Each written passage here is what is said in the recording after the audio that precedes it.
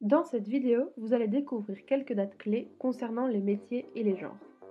Avant 1870, le métier de sténographe, qui aujourd'hui correspond en gros au métier de secrétaire, était exercé par des hommes. Et ce n'est qu'après cette date qu'il s'est largement féminisé. L'Université libre de Bruxelles a été la première université belge à s'ouvrir aux femmes. Si vous avez répondu à notre quiz, vous savez que c'est arrivé en 1880.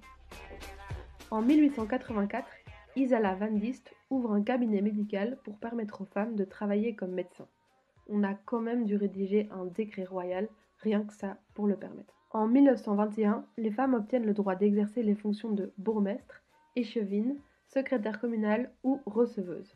Mais les femmes mariées doivent toujours avoir l'accord de leur mari pour entrer en fonction.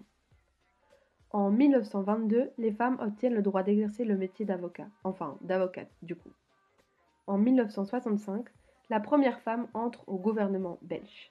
Elle s'appelle Marguerite de Remaker-Legault et exerce la fonction de ministre de la Famille et du Logement. C'est pendant les années 70 que les hommes peuvent intégrer la fonction de périculteur en France, même si le nom masculin n'est aujourd'hui toujours pas reconnu officiellement. Ils obtiennent donc un diplôme d'état de péricultrice. En 1975 est déclarée l'obligation de tendre progressivement vers l'égalité de rémunération. En 1982, le métier de sage-femme s'ouvre aux hommes en France.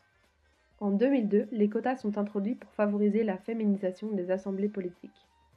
C'est à partir de 2003 que sont exigées une parité et une alternance dans les listes électorales en Belgique. Et enfin, il y a quelques jours à peine, le 2 mars 2020, la ministre wallonne de l'Emploi, de la Santé et des Droits des Femmes, Christine Moril, présente 3 mesures dans le secteur de l'emploi qui visent à favoriser les femmes.